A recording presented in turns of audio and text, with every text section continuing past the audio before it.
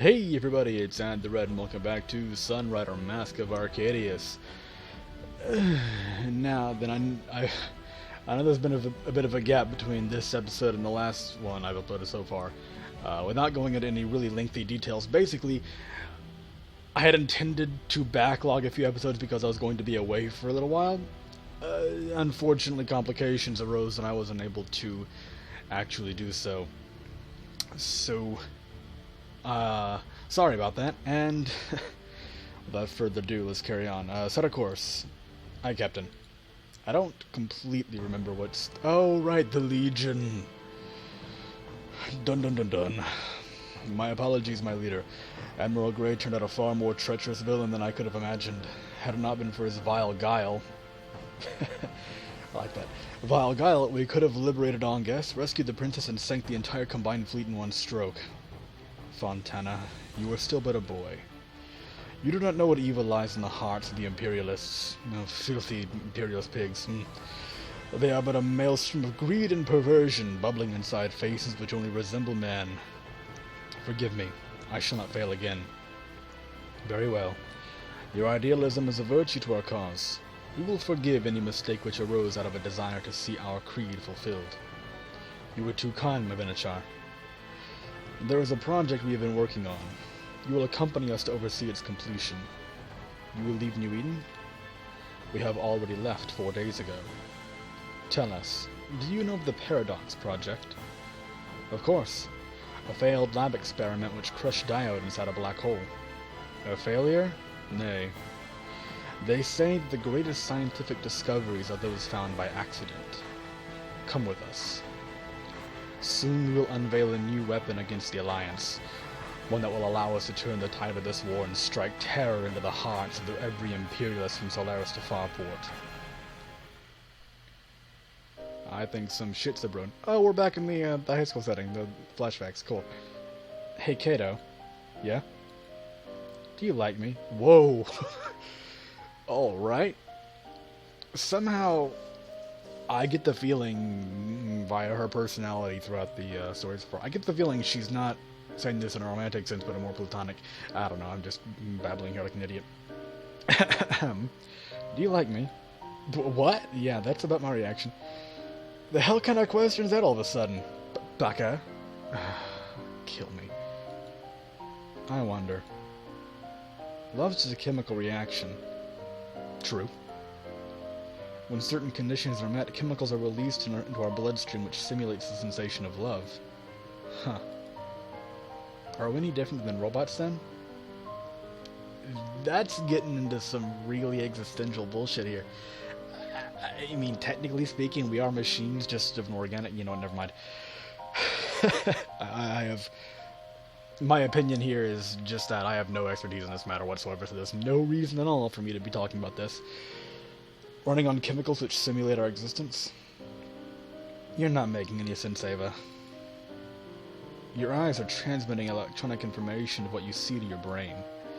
But how do you know any of it's true? Okay, now this is getting really existential here. Our reality is just a simulation of what really exists.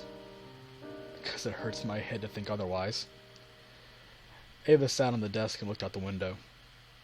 There are multiple trillions of us living in more worlds than we can count. In the scheme of things, each one of us is insignificant. And yet, why do we believe each have our own destiny? Because we're all free people, that's why. Or it's anthropocentric bullshit, but, you know, whatever. That's a very, depressing outlook on it, though, so disregard that.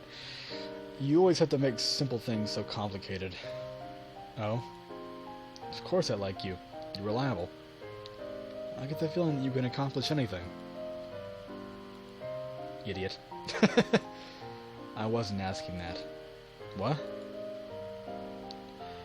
I merely enjoy talking about things which go over your head. What? Why you listen here? Ava gave Kato an icy stare. This is why you don't have any friends. Dummy. Cute little moment there. Captain, we've arrived at the Legion's last known coordinates. Power down all non-essential systems. Give us a low profile. As of now, we're engaged in shadow operations. Captain? I want long-range scans around the clock. If you see anything suspicious, relay it to my office immediately. Captain, Admiral Gray informs me that the Alliance reinforcements are 45 hours out. In the meantime, he bids you good hunting. Give him my regards, Lieutenant. Sir? All hands, this is Captain speaking. The Captain speaking. Blech. As of now, we are engaged in shadow ops. Our prey is the packed Super Dreadnought Legion. The enemy's firepower far outclasses our own. We cannot afford another close call like Ongus. That ship reduced Sarah City into a flaming crater in the blink of an eye, and it will do the same to us if we are not careful. Whatever it is that Pact is plotting out here, we will get to the bottom of it and unravel. Right. Shields out. Captain. Begin the operation. I'll be in my office. Understood. Okay. Anything down here? Nope. Anything up here? A cutscene. Right.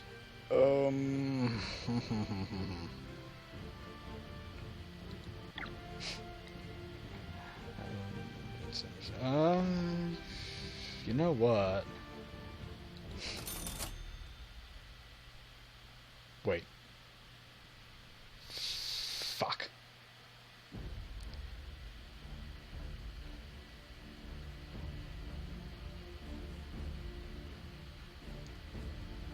That's what I meant to... Yeah, you know what, never mind. Turkish ships, whatever. That isn't what I meant to do, though. Ah!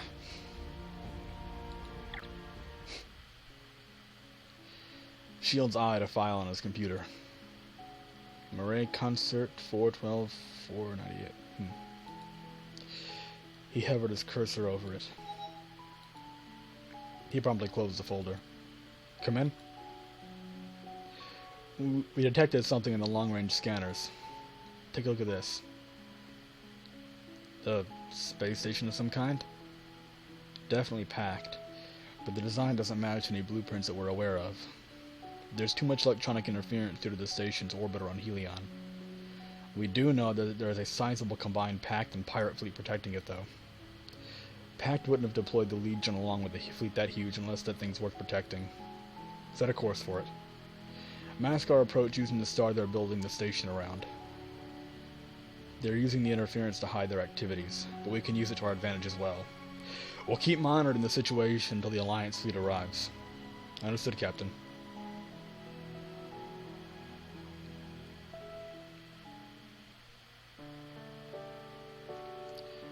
Why is Ava coming over so much, Kato? Her dad's usually Starside. He's a pretty important person, so he's rarely home. Are you sure you don't just invite her over because you like her? What? Murray! Murray held up Kato's holopad. Ah, I knew it. You have a holo of her set as your background. That's just a photo from our training trip. So you've even gone to the beach with her. I was with 4 other people. Oh well. Hurry up and just get married already. That way we can all live together under one roof. I sure liked you better when you were 6. Murray started flipping through Kato's text messages. Stop that! Stop what? Looking through my messages. There's nothing interesting there anyways. Then what's the matter if I look? Ugh. Kato leapt for the pad. Murray ducked out of the way. See ya! She ran away. Hold it right there! Kato gave chase to the sidewalk. Suddenly, a familiar figure appeared out of a shop right in front of him. Whoa! Eh? Kato twisted his body as he hurtled towards Ava. Oh boy. He groaned as he laid crumpled on the pavement. If this were an anime, I would have fallen right on top of her chest in this kind of situation. You know, never mind. And yet, Ava looked down on him with pitiless eyes. Oi, are you an idiot? Probably. What were you doing running like that? Chasing after a nefarious imp. Ah. I don't suppose you're going to help me up? She reluctantly gave him a hand. He dusted himself off. Come on, let's go. The two started walking back home. Once I get home, she's gonna get it. Should I put a Devorak bug in her bag? Alright. Install the anti-gravity device in her skirt. Upload her BL to the hollow. Oi. Yeah? Your face. You look like a serial offender. Yeah. Ava shook her head. Idiot.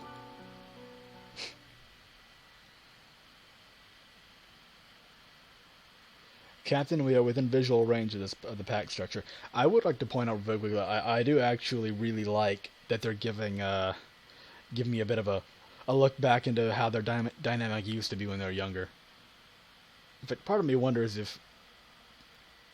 if I had chosen dialogue options differently to lean more towards favor with Ava, if there would be more of that in the present day as well.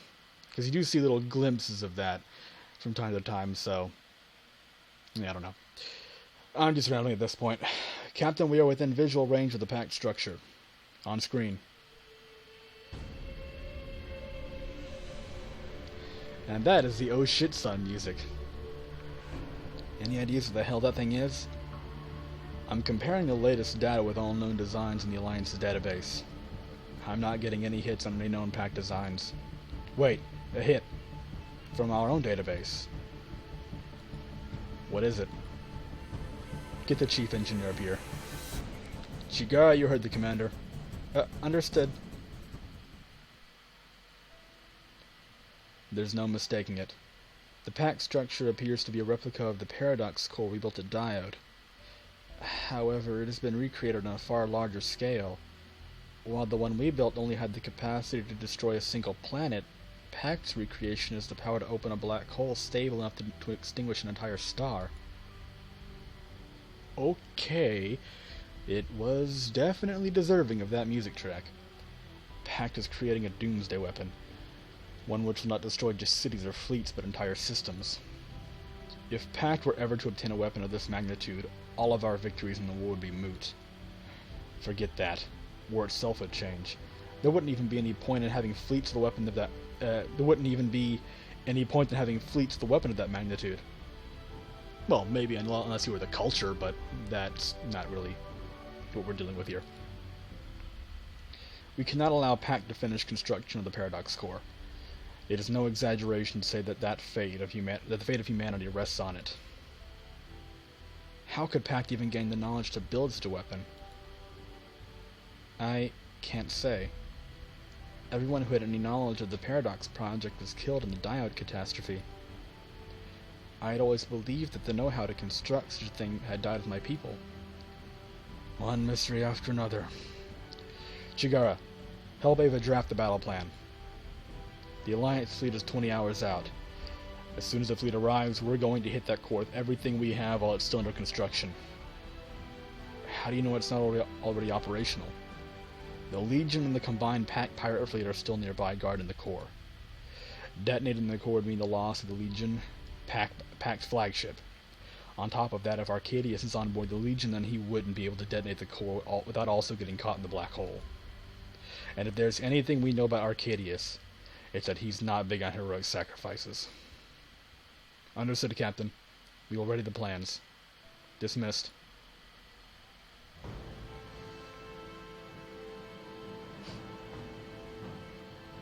And I think on that note, we'll call this episode here.